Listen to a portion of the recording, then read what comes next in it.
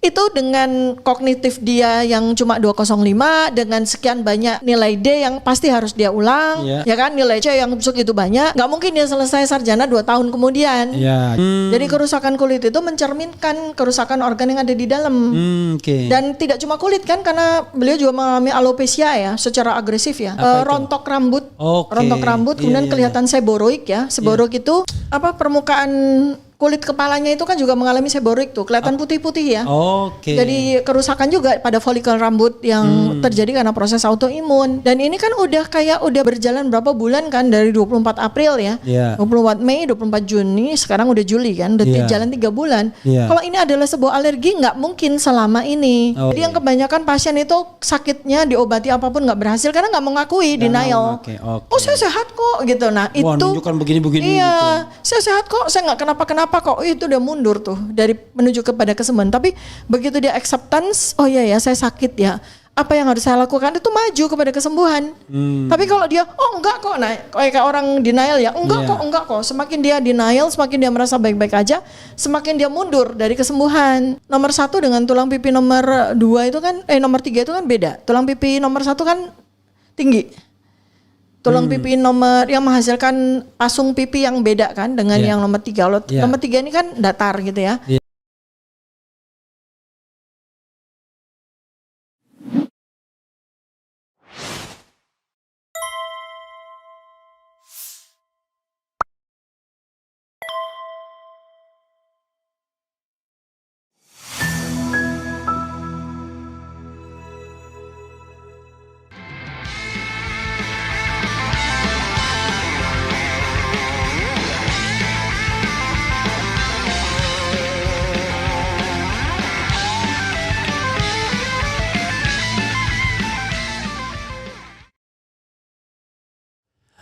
Assalamualaikum warahmatullahi wabarakatuh, sobat RH sekalian. Jumpa lagi kita di channel yang keren ini, keren cerdas. Walaupun ada dokter cantik di depan saya ya. Jadi dari 3 orang yang paling sering disebut namanya oleh Pak Jokowi, yaitu Rismon Sianipar, kemudian ini in order ya, Pak Rismon Sianipar, Roy Suryo, dan satu ini Tifauzatia Sumatera, Dokter Tifa. Tifauzia. Iya, Tifauzia kan saya bilang. Hilang i-nya. Saya tadi bilang Tifauzia. Tifauzia. Iya, Tifauzia. Ya, bukan Tifauza kan? Tadi saya Zia sebenarnya, tapi saya agak sembunyikan sedikit. Jadi Tifauzia Tiasuma, S-nya double ya kan? Nah, ini pronunciation betul tuh Tifauzia Tyasssuma. Benar. Am I correct? Ya, yes. Oke.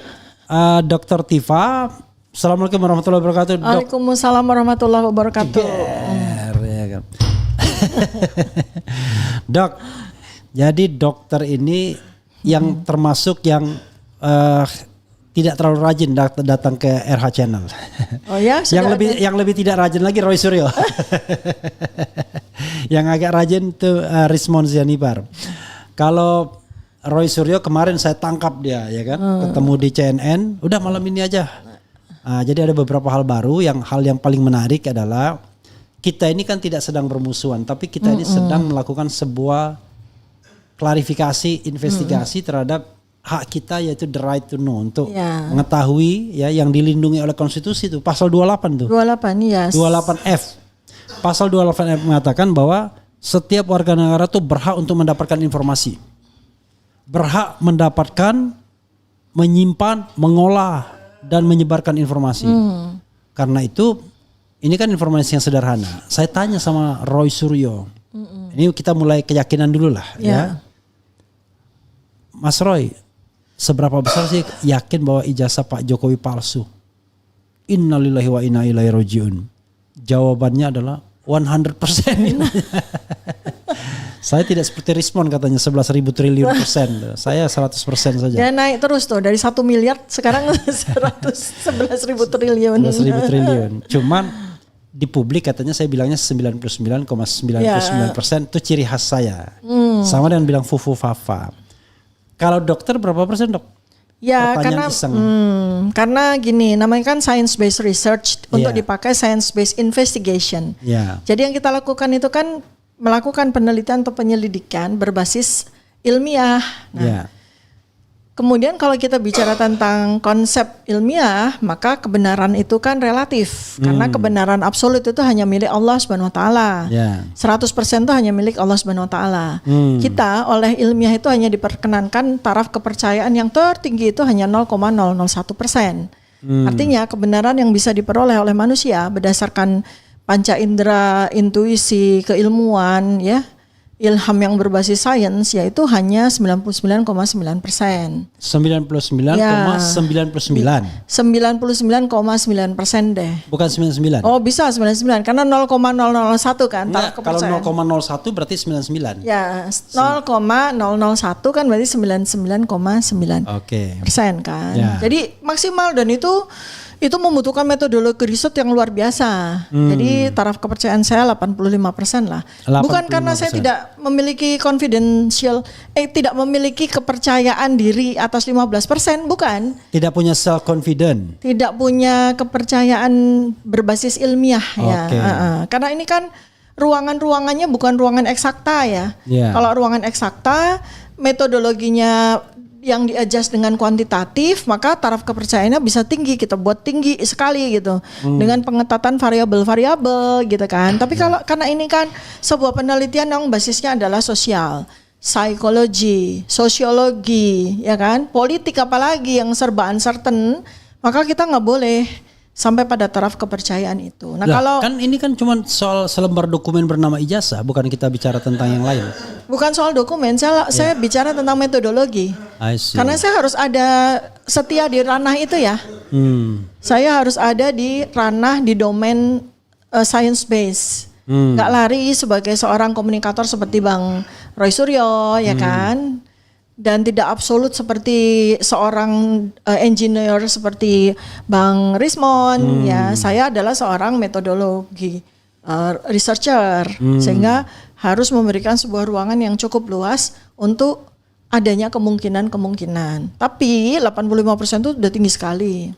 Kalau nilai itu udah A itu. Udah A, iya. 15%-nya ya ayo kita temukan lagi kan. Kan temuan-temuan baru seperti pasar pramuka itu kan sebuah temuan yang sangat luar biasa itu untuk mengenapi 15% yang masih Kalau dalam hukum bercelah. bukan temuan, itu petunjuk. Petunjuk ya, kalau saya temuan ya, temuan, petunjuk. data baru, novel baru ya, novelty baru. Pasar pramuka itu, karena benar-benar itu adalah sebuah faktor atau variabel yang tak terbayangkan loh. Ya. Ya, kata-kata dari Pak siapa? Pak Betor Surya. Victor almarhum. Karena ada pendukung Pak Jokowi yang mengatakan dia udah almarhum. Dan udah ngotot salah, tapi PD nyerang lagi. Ya yang kayak gitu-gitu kan membuat variabel ini menjadi sangat goyang kan. Jadi apalagi ketika ditanya juga kan mana dasarnya. Kalau narasi aja kan kita masukkan di dalam konteks variabel yang sangat uncertain ya, kita nggak bisa pegang. Kalau dokumen itu baru. Nah tetapi ketika dokumennya palsu, nah ini yang repot gitu loh. Ini kan menjadi repot sekali gitu loh. Ya. Hal yang paling tidak masuk akal kalau misalnya orang nanya begini, Dok. Ini Roy Suryo, Dr. Tifa mengatakan dokumen Pak Jokowi palsu atau ijazahnya palsu. Emang dia pernah memegang dokumennya? Jadi dia tuh gitu, dia tuh orang bilang begini misalnya. Orang selalu berkata bahwa kalau kita tahu bahwa dokumen itu palsu, artinya barangnya itu ada di kita. Oh ini loh palsu loh ini, kayak uang kan? Iya. Ya kan satu-satunya petunjuk dokumen itu ada di Pak Jokowi sendiri kan. Kalau ada 2 di 3 di tempat lain ya itu pasti palsu. Ya. Satu yang perlu dikoreksi, saya tidak mengatakan ijazah palsu ya. Saya mengatakan dugaan. Mengakses dokumen itu sebagai dokumen yang fake ya secara ilmiah. Kemudian ini udah maju loh. Hari ini saya udah bilang 85% ya. Sekian hari yang lalu saya masih mengatakan 50% ya. Tapi kemudian muncullah pasar pramuka sebagai variabel baru, muncullah pernyataan-pernyataan saksi-saksi baru ya, yang kompeten kan, karena seorang tokoh politik nggak mungkin dia berbohong ya gitu, seperti itu. Kita bisa pegang ucapannya sebagai saksi ya kan, naiklah lumayan loh, naiknya tinggi sekali kan. Dari berapa ke berapa? 50% ke 85% itu bagi saya kan tinggi sekali tuh. Ya, tinggal dikit aja, penelitian saya akan berlanjut. untuk menggenapi yang 15% kan. Nah seperti itu. Tapi kemudian kan terganjal dengan sakitnya Pak Jokowi ini. Iya, tapi terganjal artinya dokter terganjal. ini bersedia nggak ngomong tentang sebuah spekulasi ya? Jadi sebelum kita ngomong tentang sakitnya Pak Jokowi, coba ditampilkan 3 gambar itu. Spekulasi ya, spekulasi. Spekulasi loh. Saya menghindari spekulasi ya, di dalam bahasa saya nggak ada spekulasi. Oke. Jadi mulai dari ini loh, presumption. Ya enggak, saya bicara tentang bukan spekulasi dari dokter, dari publik. Spekulasi publik. Jadi public speculation itu. Public speculation. Kemudian diterjemahkan oleh researcher atau opinion maker menjadi sesuatu yang lebih assumption certain. ya, asumsi lebih hypothetical ya. gitu kan. Oke. Coba kita tunjukkan. Jido. Kan jadi supaya masyarakat juga teredukasi ya, bahwa Ya. spekulasi itu di luar dari konteks ilmiah. Ya. Nah, Ketika kita memasukkan spekulasi kepada ilmiah, maka kita bicara presumption. Ya. Presumption naik lagi ke assumption, berarti sudah ada data di situ. Kemudian masuk lagi ke hipotesis. Mana ininya? Kok langsung dibalikin lagi gambarnya? Nah, dokter ya. Kalau dokter buka RH channel, saya dokter buka Coba RH saya channel buka enggak ya. Hah? Enggak, belum buka. Saya Belum buka. Oke. Nah, buka RH channel yang kita lagi live ini. Itu kan ada 4 foto tuh. Udah kebuka. Oh, baru buka. Oke. Nah, itu sampai terakhir tuh. Scroll terakhir. Yang apa nih judulnya sekarang? Itu Dr. Tifa Geruduk RH lagi. Bawa tim pengacara. Banyak tuh di sana. Hah? Banyak gerudukannya banyak. Oh. Ya udah ini nih saya kasih linknya nih. Enggak ini. Nih, Dapat ini ya? saya udah buka. Enggak, maksudnya saya menggeruduk bersama pasukan yang banyak. Oh, ini oke. Ya. Ya. Nih, sebelah kiri foto seorang laki-laki yang rodok ganteng, ya kan? Paling Hidungnya kiri. lancip, ya kan? Ya, bibirnya tebal. Bibirnya tebal, ada kumis. Kumis. Ya. Pakai kacamata, Ya. pakai toga. Ya. Konon latar belakangnya ini gedung pusat UGM. Ya. Cintaku di Kampus Biru, Asadi Siregar, ya kan? Raisita. Kemudian satu lagi sopo lagi? Yati Octavia. Tapi sebenarnya kalau kita mau cermati ini kan saya bukan seorang ahli digital forensik.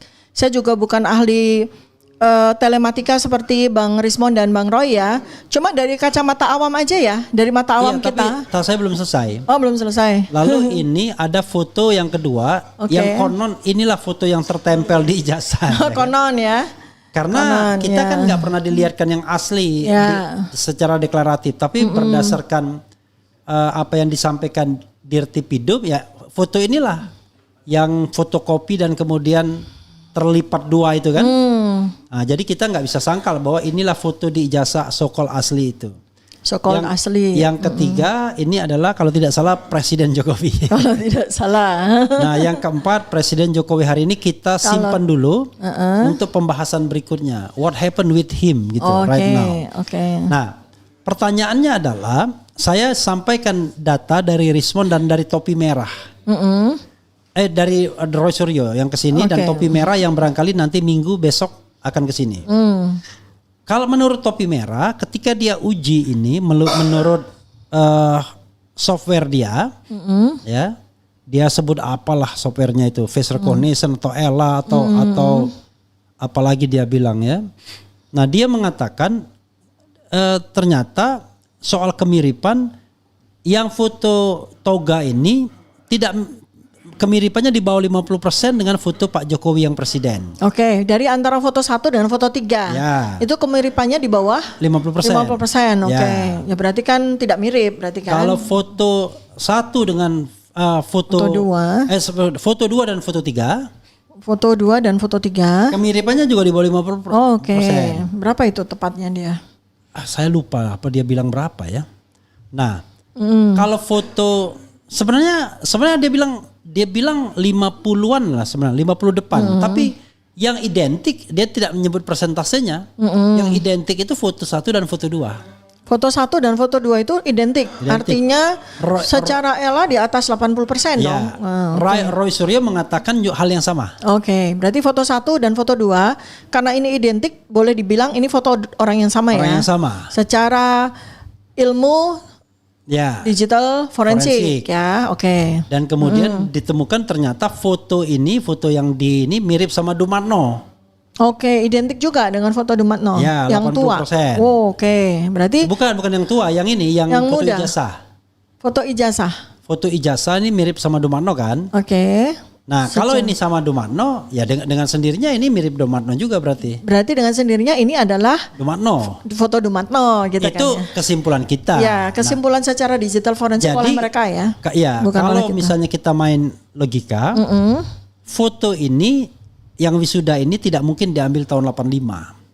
Karena Dumatno ini kelahirannya tuh tahun 77. 77. Jadi kalau dia sarjana dan bukan pula dia sarjana UGM. Makanya orang kemudian mencurigain latar belakang Ini fake. ya yang ditempel. Foto yang rekayasa juga kan, Ya, foto wisuda gitu. ini. Ya, nah, memang. itu informasi yang saya kira dokter juga tahu. Iya. Tapi dari sudut dokter sendiri apa yang mau dokter katakan mengenai foto-foto ini? Ya, ini kan dalam aspek seperti inilah masuk ya keahlian saya sebagai seorang behavior epidemiologist dengan menggunakan ilmu fisiognomi. Minta tolong fotonya, Mas. Boleh? Fotonya ya. Ya, fotonya tetap ditampilkan. Jangan ke dokter aja. Ya. Saya curiga sama Jido nih, tiba-tiba langsung berubah ke dokter Tifa terus. Oke, jadi ini kalau lihat dari fotonya ya, sekarang kita lihat dari sisi anatominya ya. Jadi anatomi fisiognomi nih. Kalau kita lihat dari foto pertama dan foto kedua secara anatomi, dan ini juga bisa nanti dikonversi atau di-compare dengan ilmu ELA atau ilmu digital forensik yang lain dengan menggunakan software, maka kita bisa menghitung secara presisi jarak antar mata nih, antara foto 1 dan foto 2 dan foto 1 dengan foto 3 begitu ya. Ini kalau karena saya adalah orang yang menekuni bidang anatomi, karena itu anatomi adalah basic ilmu dari ilmu kedokteran, dengan kasat mata saja itu kan kelihatan kalau jarak antar mata antara foto 1 dengan foto 2 itu identik. Jarak antar matanya ya. Oke. Antara foto 1 dengan foto ketiga itu kan tidak identik jarak antar mata ya. Kenapa? Foto ketiga itu agak jauh ya?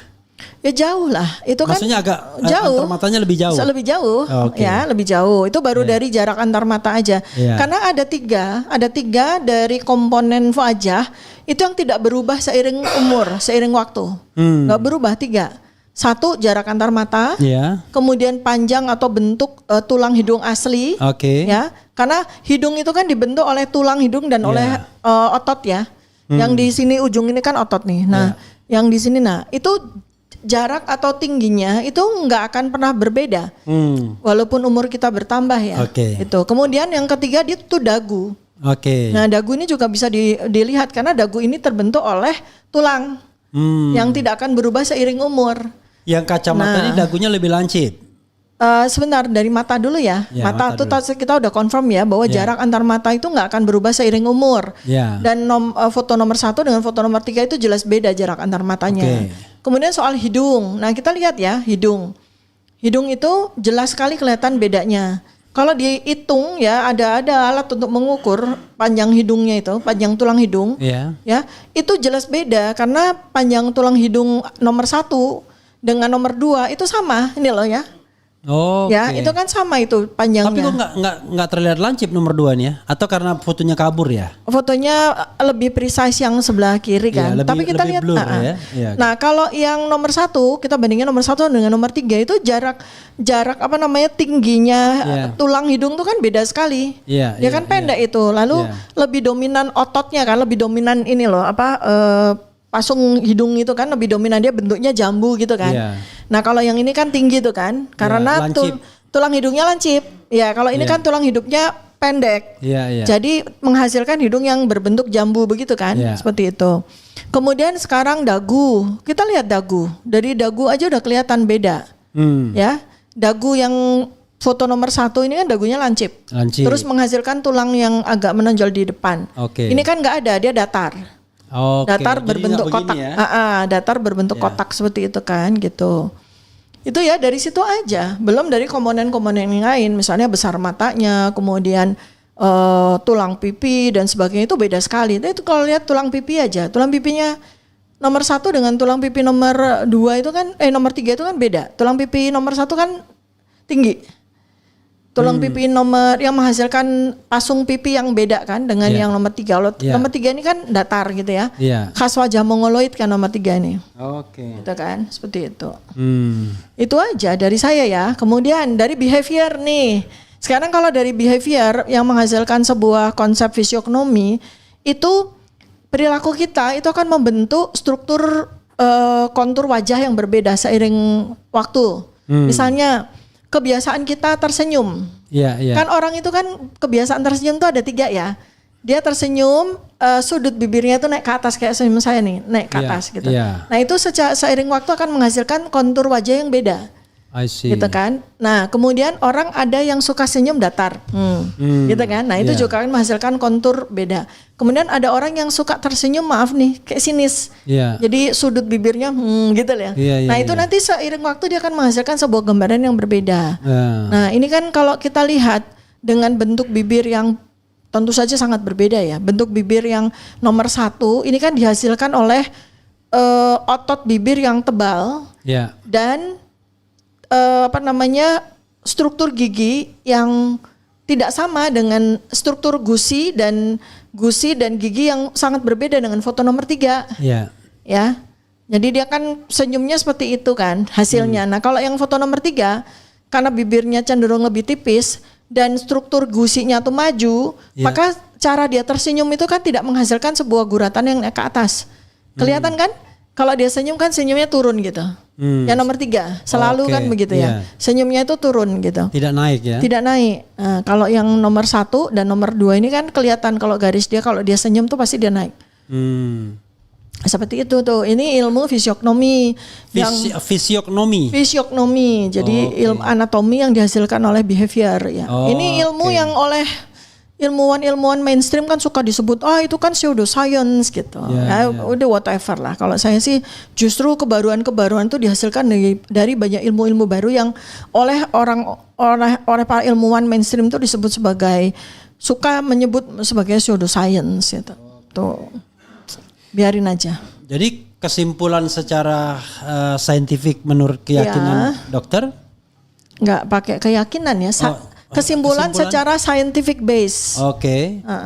Nanti ikut-ikutan rektor UGM tahun 2002. Saya meyakini nggak boleh gitu. Bahasa scientific base-nya nggak ada yakin. Yakini itu adalah iman. Nah, yang meyakini kita yakin kepada Allah Subhanahu Wa Taala. Kalau yakin terhadap jasa itu sebuah syirik nanti. Iya.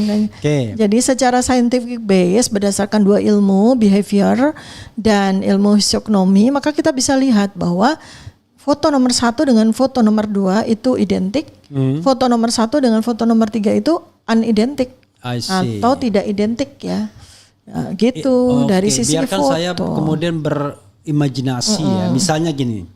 Ini ada saya suatu cerita. Alkisah misalnya saya menginginkan biar keren.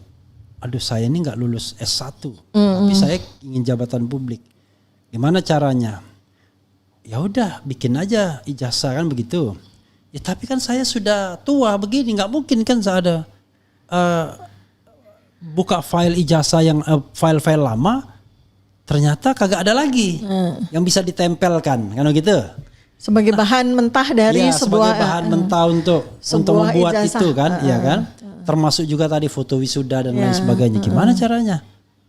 Begitu saya main-main, lah keponakan saya ini kalau ada jarak jauh mirip-mirip juga nih bisa. Kalau fotonya dikabur-kaburkan ya kan. Udah kamu aja dah. Ya, udah. Kebetulan dia sarjana pula. Jadi dia punya foto yang pakai toga gitu kan. Nah, kok pas. Gitu. Walaupun bukan UGM ya gitu kan. Dia kalau Dumarno yang dimaksud dengan Dumarno ini bukan UGM dia. Maka kita kalau misalnya ya ini kita berimajinasi ya. Imajinasi. Maka kalau satu orang ini lahirnya tahun 77, maka pasti foto ini bukan foto tahun 85. Ya. Karena kalau dia 85, usianya baru 8 tahun, ya kan? Saya bilang, ini ada pendukung sana yang bilang, Dumarno tuh lahir tahun berapa? 77. Kan gak mungkin, masa dia baru 8 tahun pada tahun 85. Iya, tahun 85 dia baru 8 tahun, tapi ini ijazah kagak dibikin 85. kan kita dapat data baru kan dari orang lain ya, bahwa ijazah itu dibuat tahun 2012 kan. Ya, ada yang mengatakan begitu. Menjelang untuk Pilkada DKI. Ternyata kurang persyaratannya. Terpaksa bikin lagi. Karena dulu waktu yang dibikin untuk wali kota 2 gelar sekaligus. Kata ketuanya kan begitu kan. 2 gelar sekaligus yang disampaikan Pak Taufik ya. Yang Eko Sulistiono sendiri tidak ngomong langsung dia. Ya, memang ini sih. Jadi ini kita berimajinasi ya. Iya. Kita berimajinasi bahwa ada seseorang yang pernah kuliah di UGM. Ya. Nah, terus kebetulan orang itu wajahnya mirip dengan foto nomor 1 dan 2 gitu kan. Oke. Wajahnya mirip aja. Bisa jadi. Ya, ini kita berimajinasi ya bahwa ada seseorang yang tahun 80 itu dia kuliah di kurun waktu antara 80 sampai something gitu, antara 80, 81, 82, 83.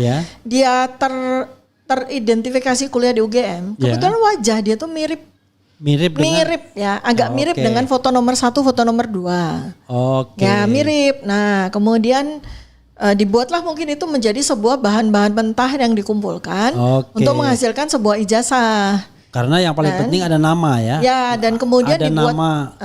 Ternyata ada namanya sih. Ada namanya.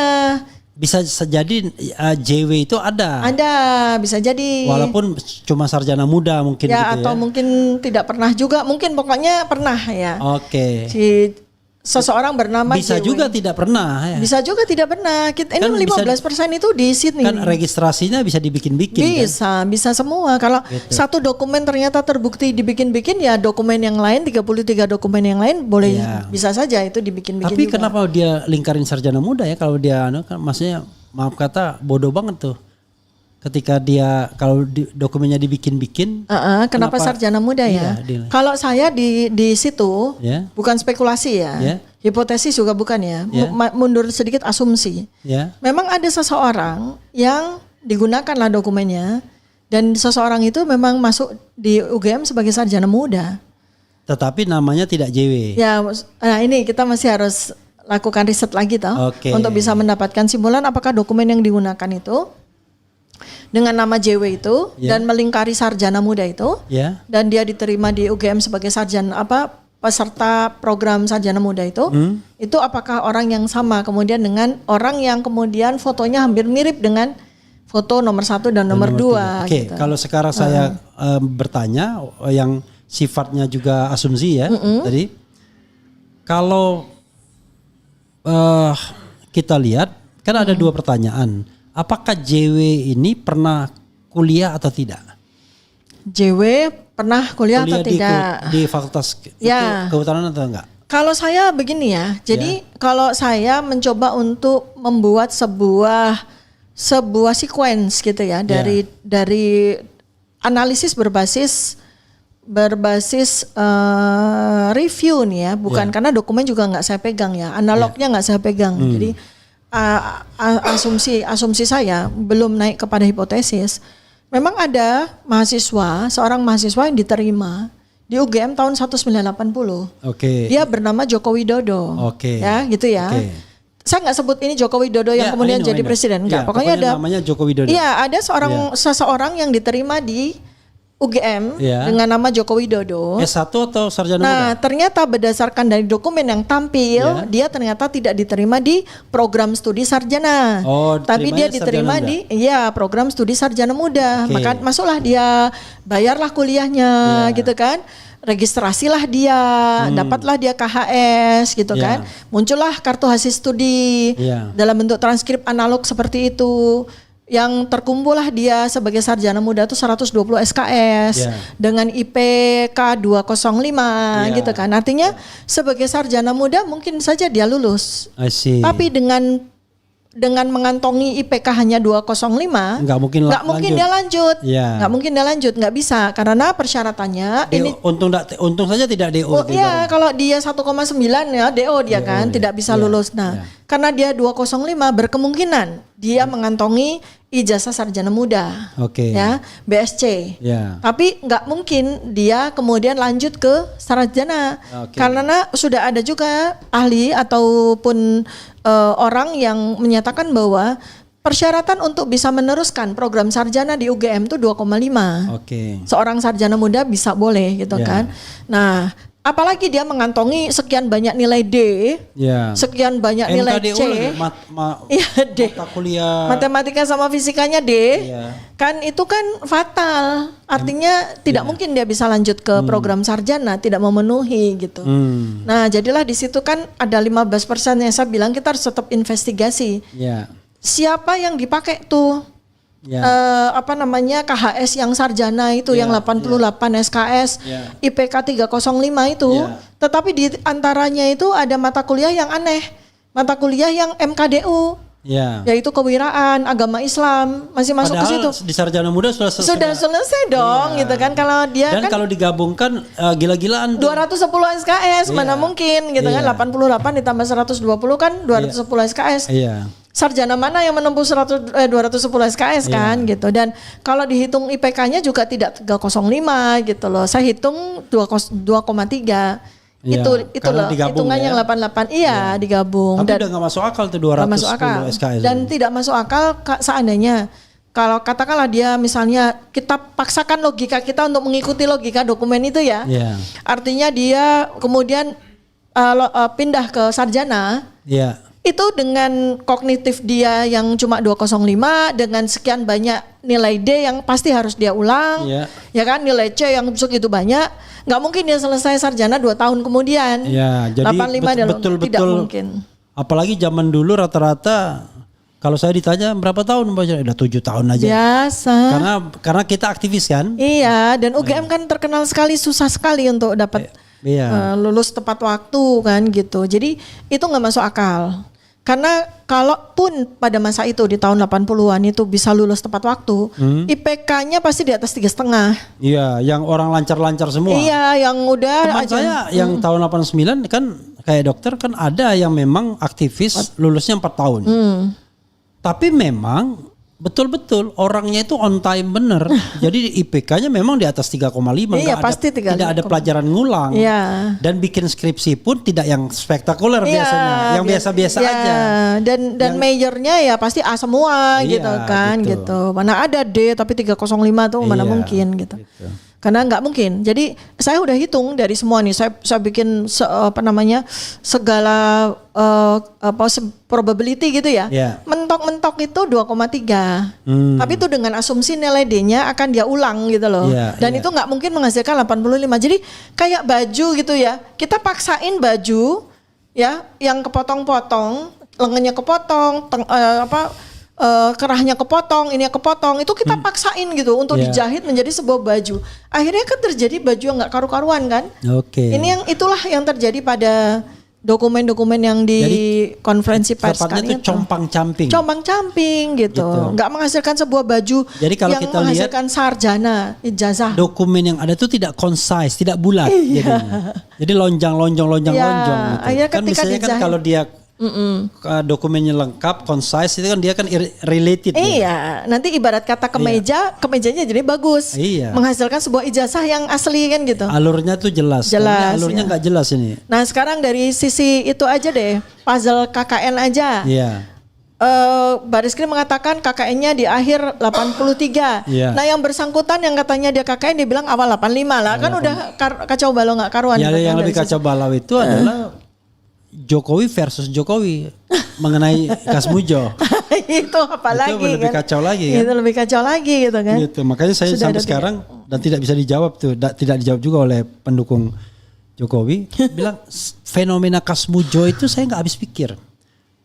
Apa motivasinya dia untuk berbohong kalau dia punya ijazah asli? Ya, iya. Buat apa gitu? Buat apa dia merekayasa seseorang ditampilkan sebagai dosen pembimbingnya dengan kata-kata saya ingat betul. Ingat betul itu kan berarti nggak lupa dia. Saya ingat betul, beliau ini galak sekali kan gitu. Saya atau Pak Kasmujo yang sudah berubah ya kan, gitu kan. Tapi sekarang beliau Sangat bijak sekali. Sampai apal. Terima kasih Pak Kasmujo. Ya, berkat bikin Bapak di jurusan teknologi kayu saya bisa menyelesaikan skripsi saya. Jadi itu kalimat kebenaran abad ini. Ya, imajinasi saya itu adalah sebagai sebuah skenario film gitu ya. Skrip film yang dihafal, berusaha untuk dihafal, tapi yang disuruh menghafal nggak apal-apal. Dan dia tidak pernah latihan. Jadi begitu datang, dia nggak tahu jalan ceritanya. Dia cuma dikasih skrip, tapi jalan ceritanya nggak tahu. Terus gitu. Aktor pemeran pembantunya itu tiba-tiba sini Pak Kasmujo. Pak Kasmujo biasanya cuma cengengesan aja, dia nggak ngerti kalau tiba-tiba dia jadi pemeran pembantu. Ini lawak kan, jangan-jangan. Kan ada praktikno di belakang. Iya, kamu kenapa ini? Saya minta yang asli Pak, tapi ternyata yang datang dia. Jangan-jangan pada waktu itu minta, atau bilang saya minta yang asli Pak. Yang aslinya itu sebenarnya skenario kita itu Profesor Ahmad Sumitro, tapi udah meninggal Pak. Lah sekarang kan baru udah meninggal ya pada waktu itu ya. Sudah, tahun 2017 sudah meninggal beliau kan. 2017 karena beliau meninggal di tahun 2009. Nah itu kan ayahnya, papahnya teman SMA saya, jadi hafal banget tuh. Beliau wafat. Termasuk tanda tangannya yang diragukan kan. Guratan di skripsi Jokowi itu berbeda dengan guratan di Aida punya dokumen. Dokumen. Terus namanya Aida ya, Aida Greenberry ya. Gitu. Aida Greenberry, nama suaminya. Nah, yang temuan baru dari Dr. Rismon itu kan dan juga ada banyak ahli digital forensik yang masih anonim seperti topi merah gitu-gitu kan. Itu sudah menemukan bahwa skripsi itu baru dibikin tahun 2018. Ya kan? Skripsi yang ternyata seorang mahasiswa bernama Joko Widodo itu memiliki pembimbing skripsi bernama Profesor Ahmad Sumitro. Itu baru dibikin tahun 2018 gitu kan. Itu kan berarti pada saat mau naik Pilpres yang kedua gitu kan. Nah, dan udah santer kan tentang kepalsuan tuh kan karena menghasilkan karena Bambang Tri kan buatnya sebelum tahun itu kan. Kira-kira tahun-tahun itulah. Gitu. Nah, itu kan di tahun itu 2016 kan dia itu menggugat ya. Jadi bikinlah cepet-cepet gitu. Ketemulah Pak Ahmad Sumitro. Nah, Pak Ahmad Sumitro nggak mungkin menjadi dosen pembimbing skripsi mahasiswa teknologi hasil hutan. Karena beliau itu manajemen atau ekonomi hutan. Beliau itu expertnya, kepakarannya itu pada manajemen hutan, manajemen hasil hutan. Jadi ekonominya Fakultas Kehutanan. Kayak soseknya pertanian. Seperti itulah gitu. Sementara dia teknologi kayu. Yang itu juga nggak ada. Itu nggak ada, karena adanya teknologi hasil hutan kayu atau teknologi hasil hutan non kayu, di mana ekspertisnya adalah Pak Kasmujo. Tapi teknologi hasil hutan non kayu. Jadi kalau dia bilang kayu, bukan Kasmujo juga. Non-kayu lalu dia minta bimbingan sehari-hari dan Kasmujo bukan juga. Terus jadi non-kayu itu misalnya kayak itu loh, pohon karet, diambil karetnya. Tapi memang biasa main kayu kayaknya. Jadi non-kayu itu misalnya akar dibikin jadi obat-obatan, saya non-kayu ya. Jadi bukan kayu. Dia kan kayu. Mebel. Ini non-kayu, ekspertisnya Pak Kasmujo itu ada di situ. Juga ada orang yang biasa main kayu nih. Gitu. Salah dua-duanya. Jadi dua-duanya salah saudara sekalian. Jadi kalau Ahmad Sumitro itu manajemen hasil hutan. Kalau Kasmujo hasil hutan non kayu. Nah, expert dari teknologi hasil hutan kayu itu Profesor Sunardi, dekan yang tanda tangan tuh. Nah itu beliau tuh expertnya. Jangan-jangan terbalik gitu maksudnya. Kan Ahmad Sumitro kan diisukan juga dekan sebenarnya. Iya makanya. Jadi jangan-jangan yang kebalik jangan-jangan ya. Kamu kok bisa kebalik itu? Kebalik tuh Sunardi. Aduh. Oke Dok, apalagi Dok yang dokter simpulkan sampai kemudian saya ingin bicara mengenai tadi foto keempat tadi. Yang barangkali pertanyaan publik ini ada apa? What happened with him ya kan? Ada dibulatkan dulu, di wrap up dulu dan dibulatkan dulu yang ini kita anonim ya. Ini kita basis data ya. Kita nggak melihat, nggak membuat sebuah koneksi antara foto ini dengan seseorang ya. Jadi kita benar-benar menganalisis foto ya. Foto secara anonim ya. Jadi simpulan saya, foto nomor 1 dan foto nomor 2 dengan dukungan data dari digital forensik ya dan telematika ini identik. Ya. Di atas 80%. Ya. Artinya foto nomor 1, foto nomor 2 ini orang yang sama. Saya dukung secara ilmu behavior dan ilmu fisiognomi. Yang menunjukkan struktur jarak antar mata, struktur hidung dan struktur rahang itu identik antara foto 1 dengan foto nomor 2. Komparasinya dengan foto nomor 3 ini tidak identik. Secara ilmu digital forensik, secara ilmu telematika, face recognition maupun secara ilmu behavior maupun fisiognomi. Foto 1 dan 2 tidak identik dengan foto 3. Gitu ya. Itu simpulannya yang pertama ya. Sekarang kita ke foto yang itu kesimpulannya ya. Jadi 1 dan 3 tidak sama, 2 dan 3 tidak sama, 1 dan 2 sama ya, gitu ya. Jadi atau tepatnya begini, 1 dan 3 orang yang berbeda, 2 dan 3 orang yang berbeda, 1 dan 2 orang yang sama. Secara scientific base gitu ya. Kalau ada scientific yang mengatakan lain ya silahkan. Tapi paling tidak menurut Dr. Tifa, menurut Rismond saya nggak dengar. Menurut Topi Merah dan menurut Roy Suryo 1 dan 2 ini memang sama dan tidak sama dengan yang tiganya ya. Yang ketiga. Topi merah tuh gambar ini juga yang dia tampilkan ya, gambar yang sebagai presiden itu ya, kurang lebih. Dok, pada bagian ini ya, orang kemudian nanya, what happened with Pak Jokowi ini? Kita tidak bisa melihat dia persis apa adanya, tapi coba kalau dicari dulu videonya ya, biar nanti kita tampilkan. Kalau sudah kita ngomong terus, begitu kita sudah tampil video kita berhenti ngomong nanti. Nah, apa yang terjadi dengan Pak Jokowi beliau saat ini ya? Informasi mentahnya adalah ini setelah dia pulang dari Vatikan. 26 April, ya. 24 April beliau ke Vatikan ya. Yang jelas 2025. Pada waktu itu dia ada klarifikasi di Solo, tidak jadi kan mediasi. Nah, harusnya 26 April harusnya kan pengadilan tuh. Ya, nah harusnya dari Vatikan kemudian dia pulang mengadukan ke Polda Metro tanggal 30. Tapi setelah itu kita lihat, loh kok what happened with him? Ada yang sakit-sakit. Dokter kemudian merujuk pada perutnya. Yang ada akhir-akhir ini ya. Ada buncit-buncit sedikit. Ada tonjolan begitu ya. Ada tonjolan begitu. Dan ada apa? Nah, silakan dok. Saya dan dokter bahkan sampai ngasih saran, advice ke Guangzhou nutritional advice ke Guangzhou, medical advice ya ke rumah sakit Guangzhou ya. Karena kan saya khawatir. Atau ke RSPAD terakhir ini kan. Jangan ke Bali. Apalagi bermain di Kuta Bali. Jangan ke Bali, malah main di pantai bagaimana? Autoimun. Silakan.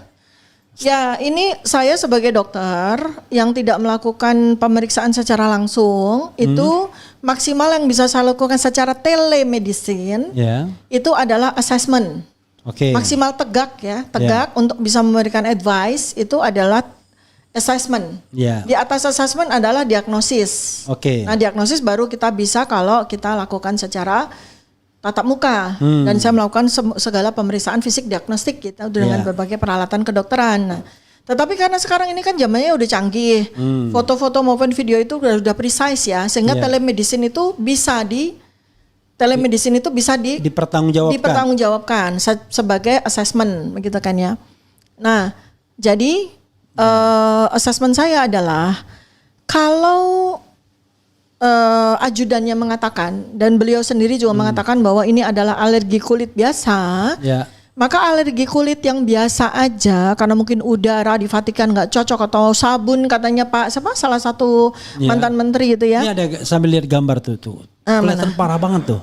Ya parah ya. Nah, ini kan parah banget tuh. Ini kan sudah kalau di Zoom itu, ini pada waktu yang ulang tahun ke-64 nih.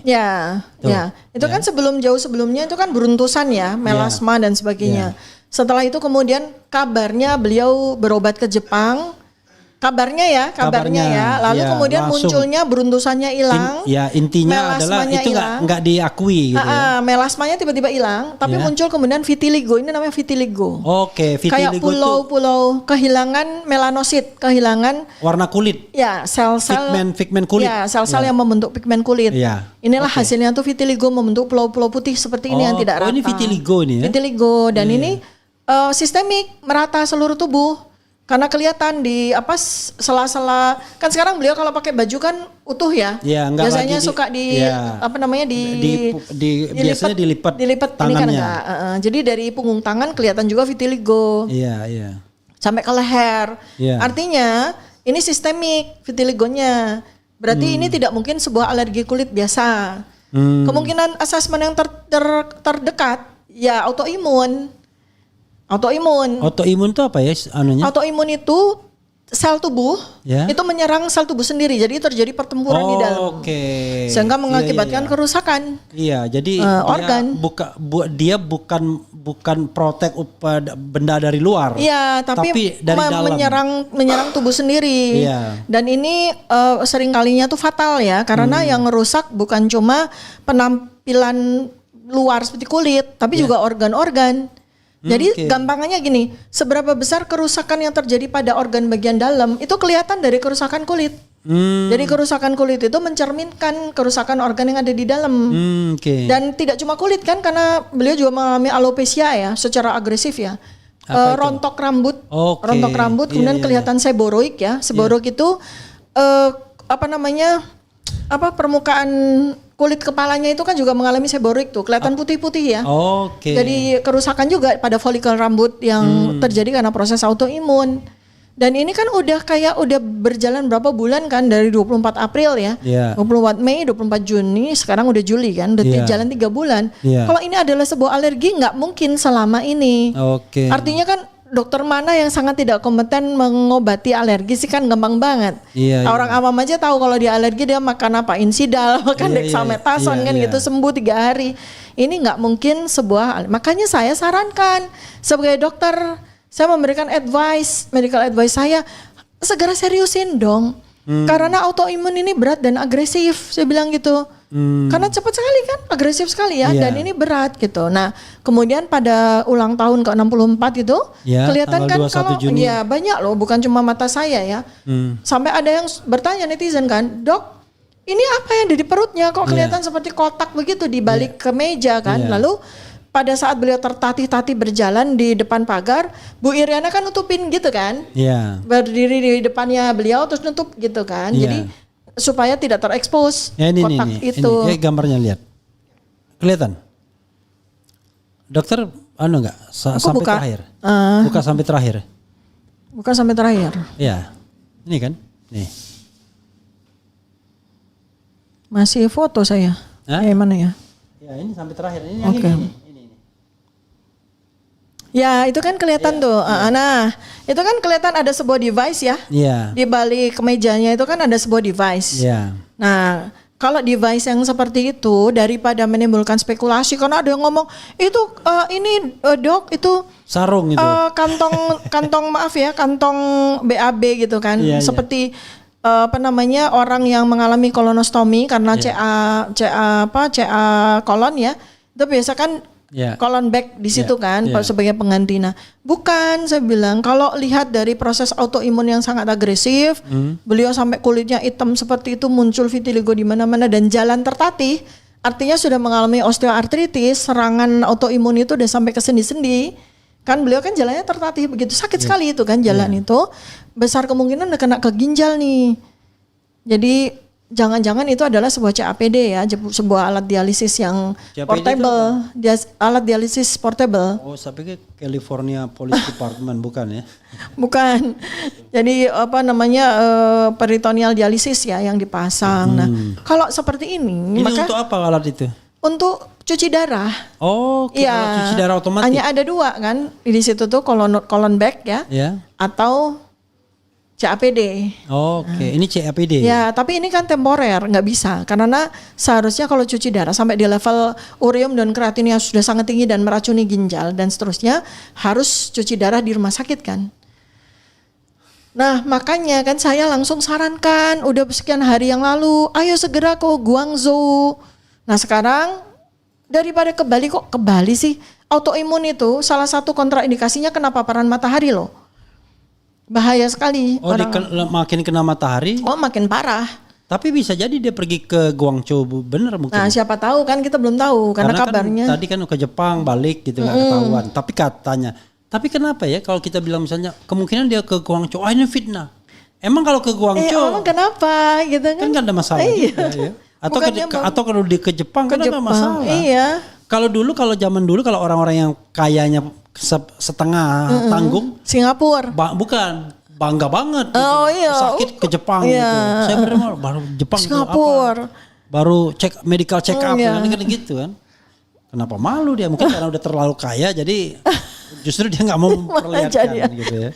Nggak mau memperlihatkannya. Ya, jadi, ini saya itu sebagai seorang dokter itu kan memang nature saya kan selalu simpati atau empati ya dengan pasien siapapun juga dia kan. Yeah. Walaupun pasien ini statusnya memperkarakan saya begitu ya. Yeah. Tapi ini naluri ya, nature saya sebagai dokter kan tetap merasa kasihan dan ingin selalu memberikan yang terbaik kan. Makanya sampai advice saya, nutritional advice saya dalam bentuk suplementasi dan sebagainya, saya menghindari obat ya karena tidak boleh. Itu saya sudah berikan termasuk herbsnya, suplementasinya, spiritual toolsnya gitu ya. Karena harus ya kalau sudah autoimun, badan menyerang badan sendiri ya harus taubat, harus banyak sholat tahajud, banyak zikir, banyak minum air yang sudah didoakan. Karena itu nanti akan menetralisir maupun mengobati gelombang-gelombang elektromagnetik yang kacau balau pada diri seorang penderita autoimun.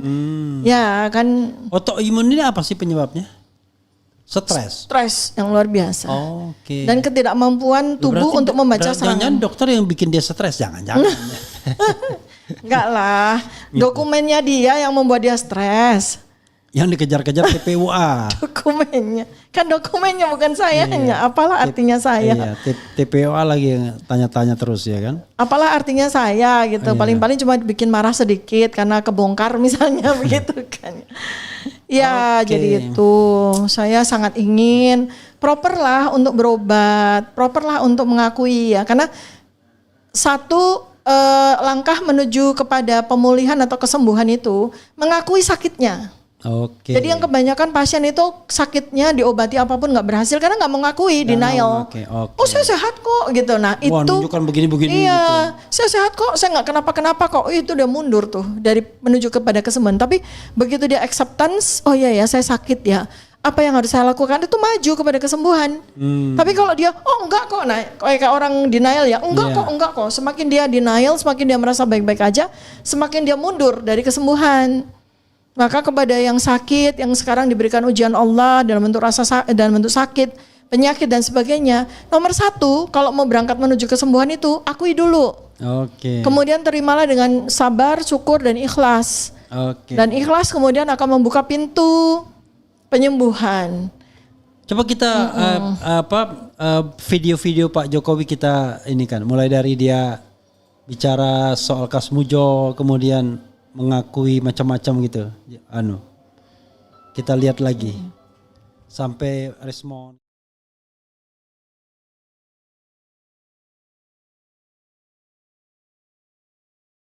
Yang pertama saya ingin menyampaikan penghargaan yang setinggi-tingginya kepada dosen pembimbing saya Bapak Kasmujo. Tadi ada tadi. Ke depan Pak Kasmujo.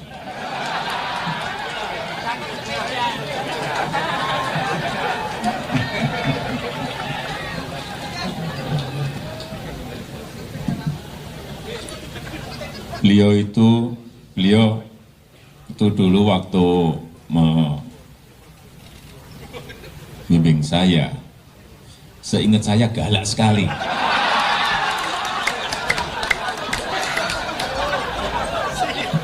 Galak sekali, saya masih ingat galak sekali.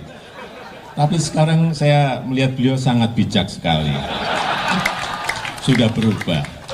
Ya enggak, saya enggak tahu yang berubah saya atau yang berubah Pak Kasmujo. Tapi sekali lagi Pak Kasmujo, saya mengaturkan banyak terima kasih karena bimbingan Bapak di jurusan teknologi kayu, saya bisa menyelesaikan skripsi saya.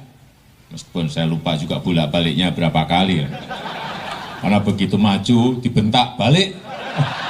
Begitu maju dibentak kok galak sekali ya. Tapi sekarang alhamdulillah saya kira atas bimbingan, Pak Kasmujo. Ya dulu cita-cita saya kira sama banyak rekan-rekan saya, pengennya jadi pegawai perhutani. Tapi saya juga daftar saat itu, saya daftar tapi nggak diterima. Diterimanya jadi presiden.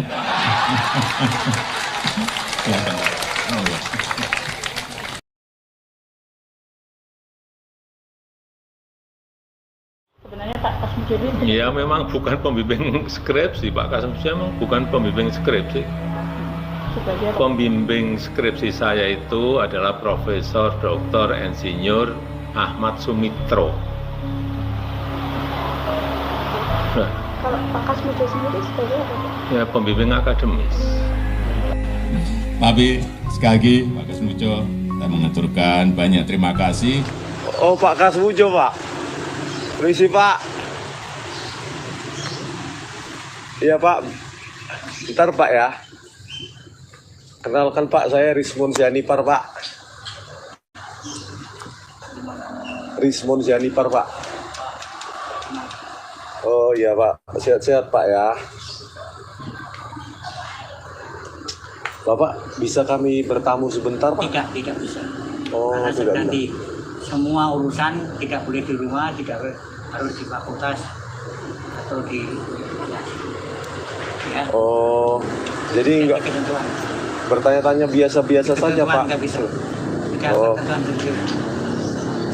Oh, Maaf ya. sebentar aja Pak. Anda bisa. Karena sudah diatur ya. Oh, harus ke fakultas Pak ya. Iya. Tentang ini loh Pak, pembimbing skripsi itu Pak, yang Iya, Bapak Pak, iya. yang Pembimbing skripsi umurnya harus di atas 50. harus di atas Waktu 50. waktu Bukan Pak, yang tahun 2017 kan Bapak tampil di TV bersama Pak Jokowi. Bapak kan di situ Pak Jokowi mengatakan Pak Jokowi bolak-balik bimbingan skripsi. Bapak kan itu yang salah. iya Pak. Salah itu. Iya Pak, bentar lah Pak. Biar ini Saya untuk negara Pak. Saya baru 3B sudah bisa bimbing. Bapak Dia saat itu ngomong- berarti bukan pembimbing skripsi, Jelas bukan. bukan pembimbing akademik. Bukan. Pembimbing akademik pun bukan Bukan. Pak. Oh bentar Maaf, lah Pak, maaf, maaf maaf. Pak, maaf. Maaf nggak bisa ya. Karena kan kalau disirukan.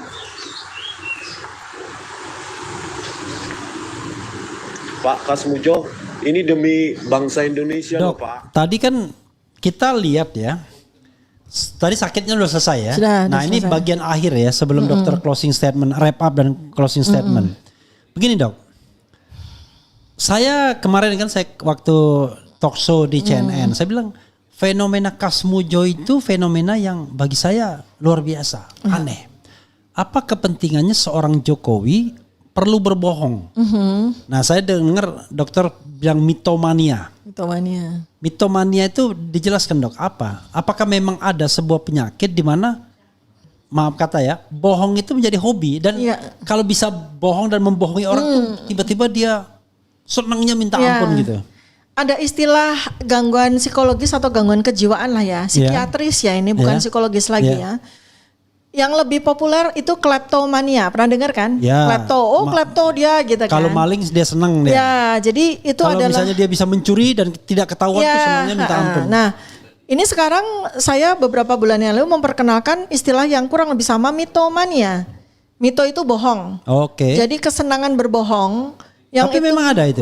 Iya ada. Ada. Itu ada. Jadi merupakan sebuah spektrum gangguan kejiwaan. Oke. Di mana sama dengan kleptomania itu, Oke. semakin dia nyolong, semakin dia senang. Ya. Menghasilkan sebuah hormon dopamin, peningkatan hormon dopamin yang bikin Oke. dia senang kan.